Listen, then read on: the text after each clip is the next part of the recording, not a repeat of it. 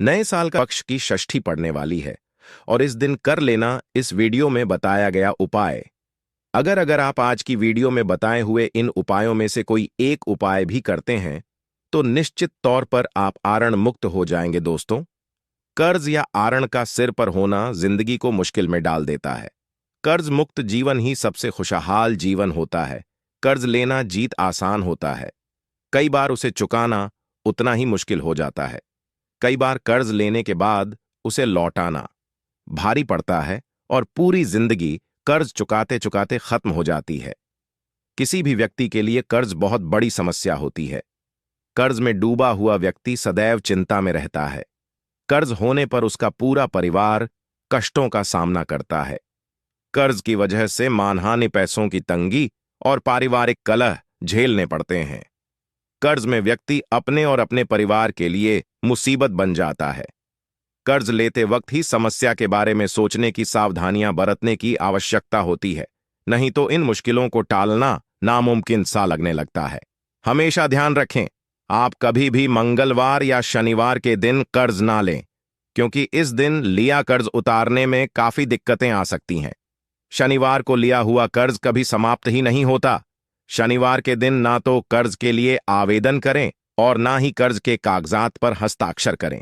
चर लग्न मेष, कर्क, तुला और मकर में कर्ज लेने पर वह शीघ्र उतर जाता है, परंतु चर लग्न में कर्ज ना दे। कर्ज लेते समय चर लग्न में 5वें और 9 स्थान में शुभ ग्रह और 8वें स्थान में कोई भी ग्रह ना हो, वरना कर्ज बढ़ता ही चला जाएगा।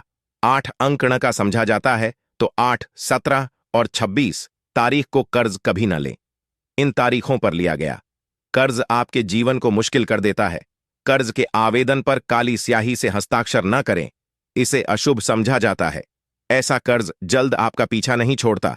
कोशिश करें कि कर्ज अगर लेना ही हो तो सोमवार, बुधवार या शुक्रवार के दिन ही कर्ज ले।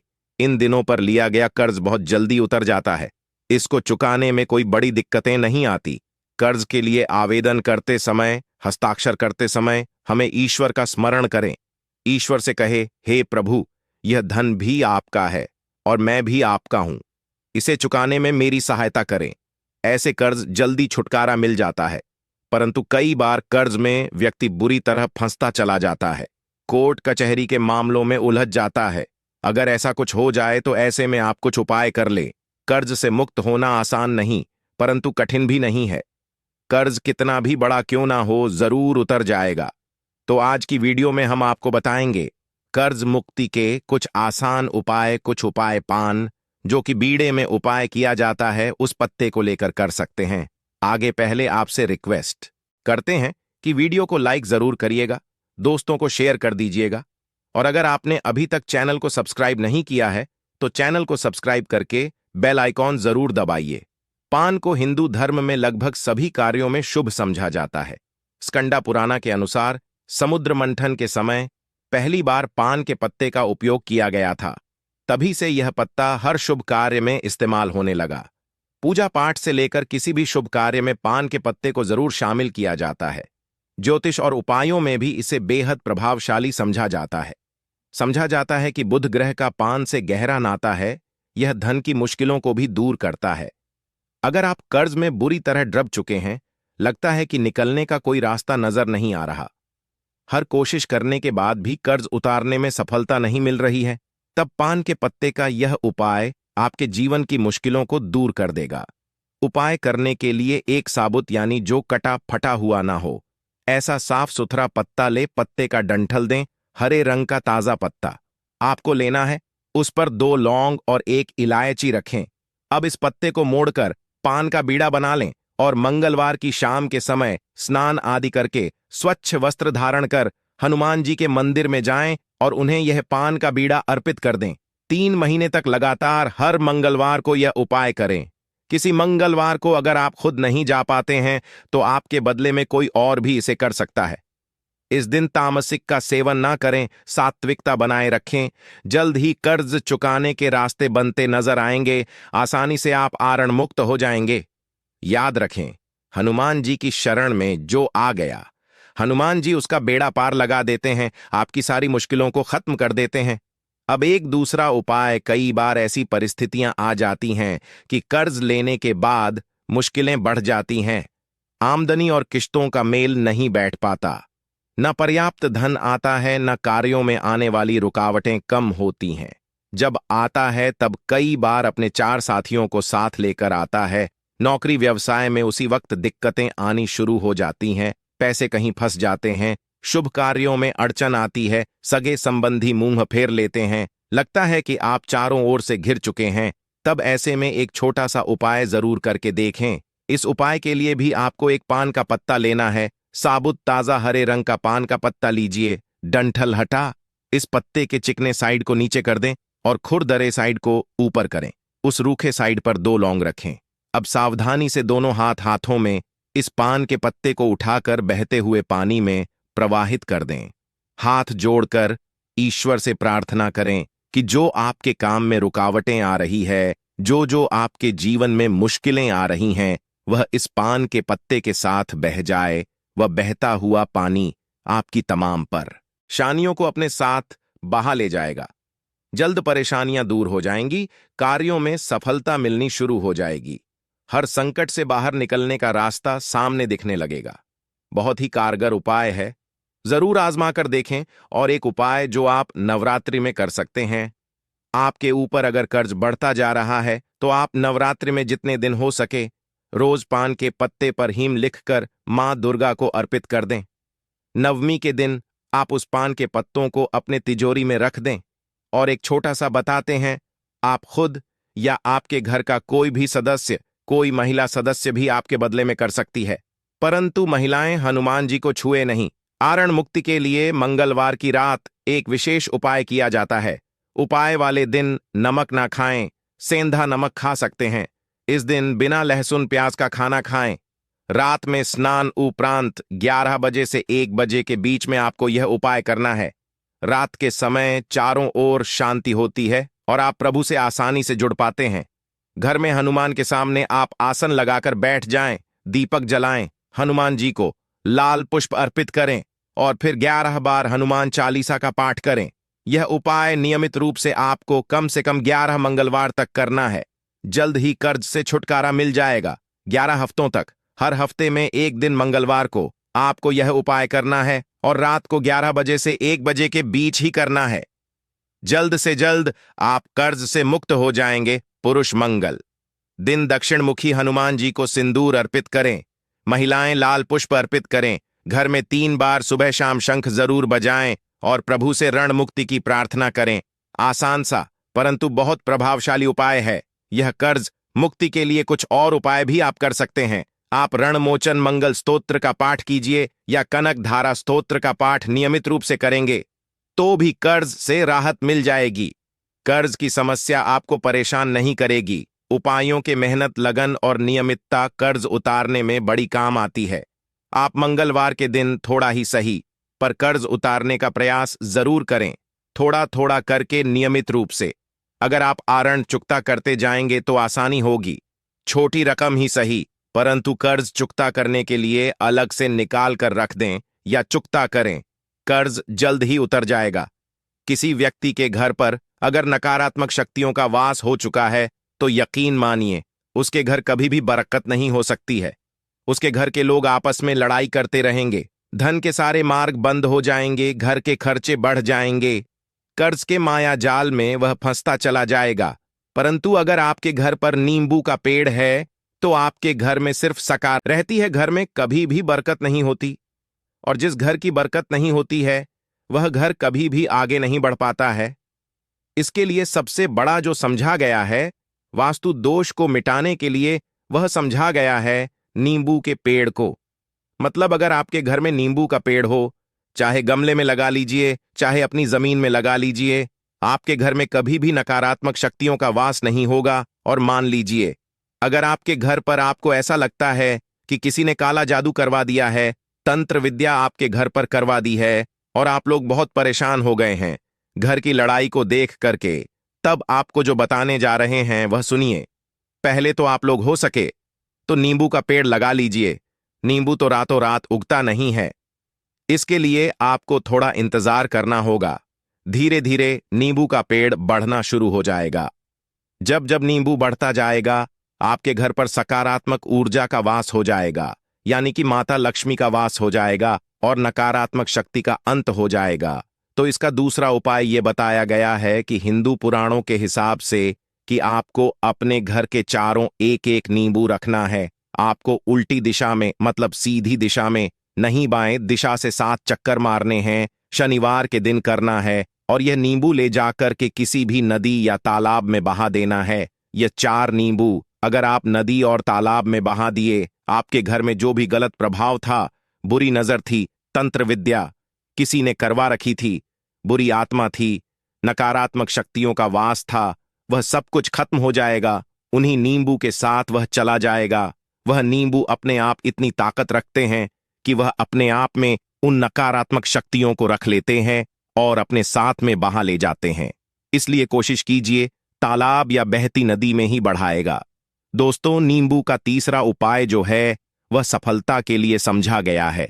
मतलब आप लोग अगर नौकरी की तैयारी कर रहे हैं या नौकरी कर रहे हैं, आपको प्रमोशन नहीं मिल रहा है, आप लोग कर्ज के माया जाल में फंसे हुए हैं, तो अब आपको एक एक चीज करके हम बहुत आराम से समझाने जा रहे हैं। तो बहुत ध्यान से सुनिए। परंतु अभी तक आपने वीडियो को लाइक नहीं किया है तो वीडियो को तुरंत लाइक कर दीजिएगा। देखिए, अगर आप बहुत मेहनत करते हैं, आपको मेहनत का परिणाम, आपको फल नहीं मिल रहा है और आप थक चुके हैं, आप नौकरी की तैयारी कर रहे हैं परंतु आपको नौकरी नहीं मिल पा रही है, आप इंटरव्यू तो देने जाते हैं परंतु इंटरव्यू में आपका सिलेक्शन नहीं होता है, तो इसके लिए वास्तु ज्ञान में साफ साफ लिखा हुआ है, आपको हनुमान जी के मंदिर में जाना है। बहुत ध्यान रखिएगा, यह मंगलवार का दिन ही होना चाहिए। जब आप लोग जाएं हनुमान जी के मंदिर में, 1 नींबू और 4 लोग हनुमान जी के में जब प्रवेश आप करें तो मैं 4 लंग को गाड़ दे और वहां पर बैठ जाए, पालती मार के आराम से बैठ जाए और हनुमान चालीसा का पाठ करें। हनुमान चालीसा का पाठ करते हुए आपको इस नींबू को, जिसमें हमने 4 लौंग गाड़ी हैं, उसको भगवान हनुमान जी महाराज को अर्पित कर दें। अगर आप इतना कर देते हैं तो यकीन मानिए, जो आपके ऊपर बाधाएं आई हुई थीं, अगर आपका मंगल अच्छा नहीं चल रहा था, वह अच्छा हो जाएगा। नवग्रह जो आपके साथ नहीं दे रहे थे, तो वह आपका साथ देना चालू कर देंगे। दुर्भाग्य जो आपके पीछे पड़ा हुआ था, वह में बदल जाएगा। परंतु हनुमान चालीसा मन में पढ़िए, बोलकर मत पढ़िए। अगर आप लोग हनुमान जी महाराज के सामने जाकर इतना उपाय कर देते हैं, तो यकीन मानिए, आपके जीवन में अगर आप कंपटीशन की तैयारी कर रहे हैं तो आपको नौकरी मिल सकती है। नौकरी कर रहे हो तो प्रमोशन मिल सकता है और हर तरीके की सफलता मिल सकती है जिसके लिए आप लोग तरस रहे थे। दोस्त, बात करते हैं चौथे उपाय की। अगर आपके घर में कोई छोटा बच्चा है या बड़ा बुजुर्ग है, या आप मान लीजिए और आपको नजर लगे हैं, तो आपको क्या करना चाहिए? इसमें नींबू का बहुत ही उपयोग समझा गया है। अगर आपके घर पर कोई छोटा बच्चा है, आप हैं, या आपके घर में कोई बड़ा बुजुर्ग है और ऐसा लगता है आपको कि किसी ने नजर लगा दी है जिससे आपकी तबीयत खराब रहती है, ऐसे में 1 नींबू लीजिए और सर के ऊपर से 7 बार घुमाइए। सिर्फ 1 नींबू लेना है और ऐसे चाकू का इस्तेमाल कीजिए।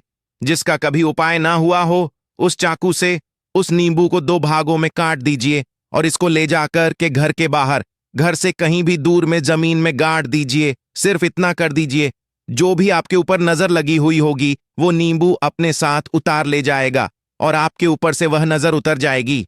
205वां वास्तुशास्त्र के अध्याय नंबर 31 में साफ साफ लिखा हुआ है व्यापार के लाभ जिसमें इस्तेमाल होगा नींबू।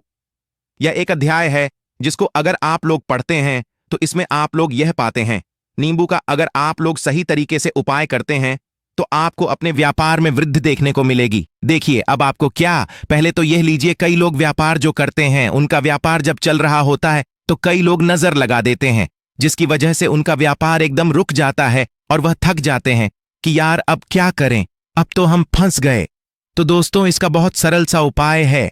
1 नींबू को लीजिए। 1 नींबू को लेने के बाद आपको अपनी दुकान में इसको एक चाकू से काट लेना है, वह भी 4 टुकड़ों में। अपनी दुकान के 4 भाग में उस नींबू को रख दीजिए। सुबह के वक्त यह कीजिए और शाम के वक्त उन 4 भागों को उठा लीजिए। सुबह के वक्त 10 बजे 11 बजे भी कर सकते हैं। शाम को 7 बजे के बाद आपको उठाना है। इनको अलग अलग 4 लाल कपड़ों में बांधना है और ले जाकर के किसी भी नदी में बहा देना है। आप मान लीजिए, इससे यह होगा कि आपकी दुकान पर किसी ने नजर लगा दी थी, आप लोग तंग आ गए थे कि आपकी दुकान चल नहीं रही थी। और अगर आप इतना उपाय कर लेते हैं, नींबू के साथ तो यकीन मानिए, वह जो नजर लगी हुई थी, वह जो नकारात्मक शक्तियां आपके पीछे पड़ गई थीं, वह कोसों दूर हो जाएंगी। इतना उपाय करने के बाद आपकी दुकान से हट जाती है और आपका व्यापार घोड़े की तरह दौड़ने लग जाता है। यह वास्तु ज्ञान में भी लिखा हुआ है, वास्तुशास्त्र की किताबों में भी साफ साफ लिखा हुआ है। दोस्त, अब आपको छठे नंबर की बात बताने जा रहे हैं, मतलब भाग्य को चमकाने का उपाय मान लीजिए। आपका भाग्य आपका साथ नहीं दे रहा है, आप लोग थक चुके हैं। भाग्य का साथ ना मिलने की वजह से आप लोग बहुत मेहनत करते हैं, परंतु आप लोग थक चुके हैं। मेहनत करके आपको परिणाम ठीक से नहीं मिल पा रहा है, तो यकीन मान लीजिए दोस्तों, किसी ना किसी ने आपके ऊपर टोटका करवा रखा है। आप नौकरी की तैयारी कर करके थक चुके हैं और आपको नौकरी नहीं मिल पा रही है, और इसी तरीके की बातें हो रही हैं कि आप लोग बहुत परेशान हो गए हैं, शादी नहीं हो रही है और व्यापार नहीं चल रहा है। तो इसके लिए बहुत आसान आपको जो हम उपाय या तरीका बताने जा रहे हैं, वह ध्यान से सुनिए। देखिए, ऐसा है कि आप लोग अगर नौकरी कर रहे हैं और आपका सिलेक्शन नहीं हो पा रहा है और व्यापार में वृद्धि नहीं हो पा रही है और घर आपका बन नहीं पा रहा है और आप लोगों को नकारात्मक शक्तियों का प्रभाव दिख रहा है, आपके अंदर का वास होता चला जा रहा है, तो सिर्फ आपको यह करना है कि एक नींबू लेना है, उसको गंगा जल से अच्छी तरीके से धो लेना है।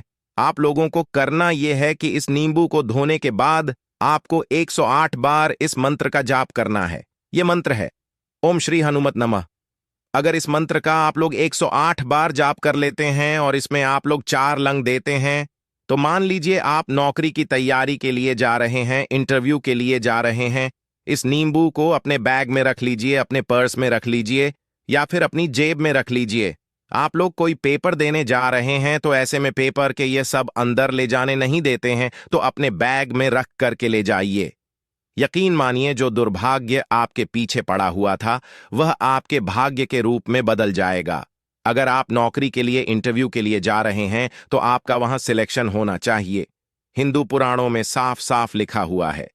इस प्रक्रिया में आपका 3 से रब का खर्चा है, परंतु यकीन मानिए, इस प्रक्रिया को करने के बाद आपका जीवन संभल सकता है।